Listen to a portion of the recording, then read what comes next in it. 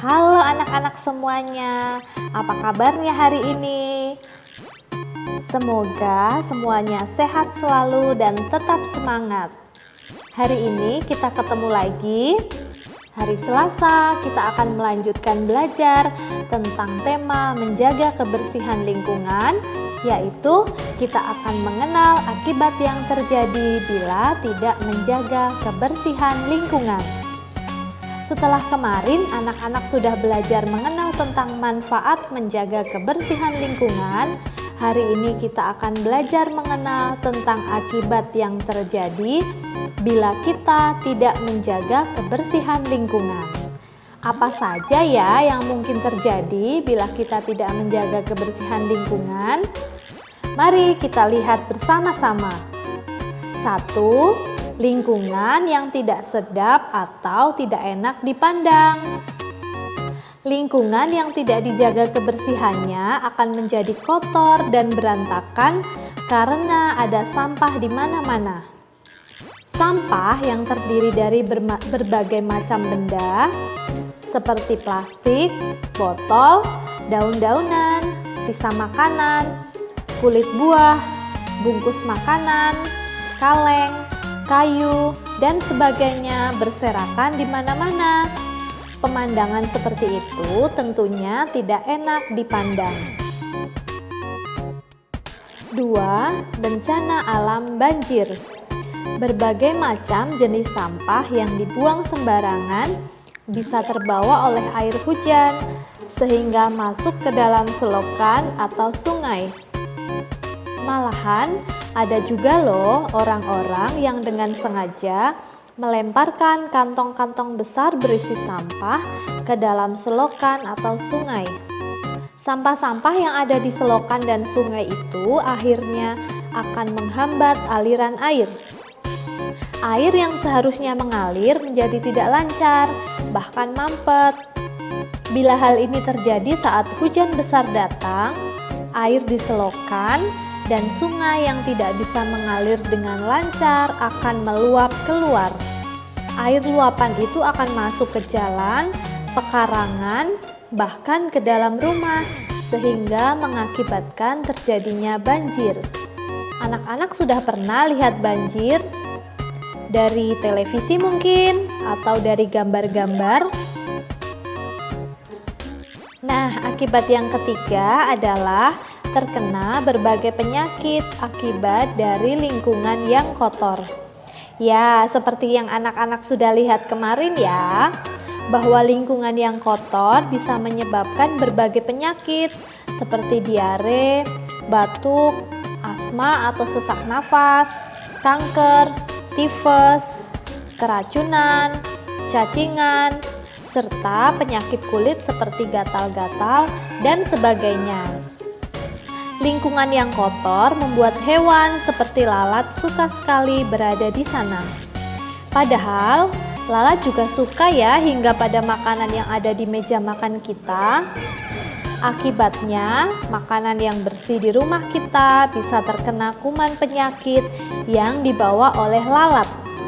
Bila makanan tersebut kita makan, bisa menyebabkan kita sakit, misalnya sakit diare, tifus, ataupun cacingan. Lingkungan yang kotor pun bisa menyebabkan adanya bau tidak sedap yang berasal dari sampah-sampah yang telah membusuk. Bila udara yang tercemar dengan bau itu kita hirup dalam waktu yang lama, bisa menyebabkan masalah kesehatan pada tubuh kita, seperti batuk-batuk, asma, atau sesak nafas. Kemudian, seperti dijelaskan sebelumnya ya, bahwa sampah adalah penyebab dari banjir. Air yang meluap sebagai banjir bukanlah air bersih, melainkan air yang kotor. Anak-anak bisa lihat kalau ada banjir, airnya berwarna coklat, bahkan kehitaman. Dan ada banyak sekali sampah yang ikut bersama air itu. Bila kita terkena air kotor dari banjir itu, kita bisa mengalami penyakit kulit seperti Yang keempat, bau tidak sedap. Sudah kita lihat juga sebelumnya ya, bahwa di lingkungan yang tidak dijaga kebersihannya, sampah-sampah yang dibuang sembarangan akan membusuk dan membuat bau tidak sedap di lingkungan sekitarnya. Lalu yang kelima adalah polusi udara. Bau tidak sedap yang berasal dari sampah yang membusuk itu akan mencemari udara. Kita sebut sebagai polusi udara. Polusi udara juga bisa terjadi akibat sampah yang menyumbat aliran selokan atau sungai, sehingga air tidak bisa mengalir dengan lancar. Apabila air di selokan itu adalah air dari pembuangan dari rumah, misalnya air dari kamar mandi atau bekas mencuci pakaian, air pembuangan yang tersumbat bercampur dengan sampah yang ada dalam selokan akan membuat bau yang sangat tidak enak. Akibatnya, lingkungan sekitarnya menjadi bau. Nah, yang keenam, pencemaran air.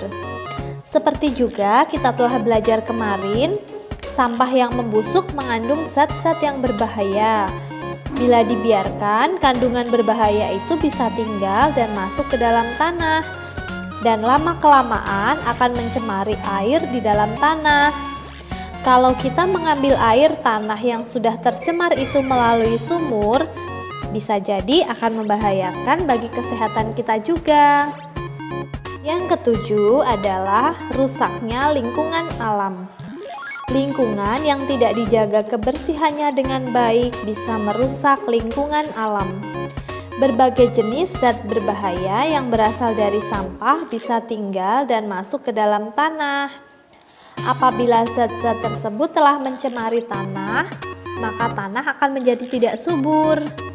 Tanah yang tidak subur, maka tidak bisa ditumbuhi tanaman atau pepohonan. Nah, anak-anak, itu tadi adalah beberapa hal yang merupakan akibat bila kita tidak menjaga kebersihan lingkungan kita. Masih ada juga akibat-akibat lainnya yang bisa terjadi. Tentu saja kita tidak ingin mengalaminya kan? Karena pasti merugikan bagi kita, terutama bagi kesehatan tubuh kita. Oleh karenanya, mari kita bersama-sama menjaga kebersihan lingkungan kita.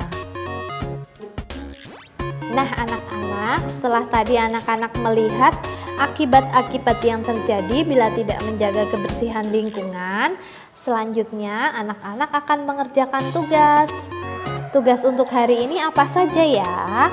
Yang pertama, masih seperti kemarin, yaitu melompat ke berbagai arah dengan dua kaki. Anak-anak berlatih melompat dengan dua kaki dengan mengikuti gerakan dalam video jump stop. Lalu, kalau sudah bisa, nanti bisa di video ya. Kemudian yang kedua adalah menganyam. Anak-anak berlatih menganyam dengan pola seperti pada contoh ini. Nah, menganyamnya kalau sudah lancar, sudah bisa, lalu ditempelkan pada kertas yang bergambar sapu. Kemudian untuk tugas yang ketiga adalah menunjukkan jumlah lebih banyak dan lebih sedikit. Anak-anak akan memberi tanda lebih banyak atau lebih sedikit pada kumpulan gambar benda yang ada pada LKS kalian. Kemudian yang keempat adalah berlatih membaca tentang menjaga kebersihan lingkungan. Dan yang kelima adalah menceritakan gerak pantomim ke dalam bahasa lisan.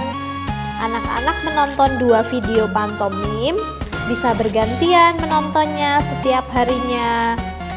Lalu, nanti anak-anak pilih 1 video, kemudian ceritakan isi atau kegiatan yang dilakukan dalam pantomim itu di video ya. Terima kasih untuk hari ini, semoga anak-anak sehat selalu. Tetap semangat belajar, Tuhan memberkati kita.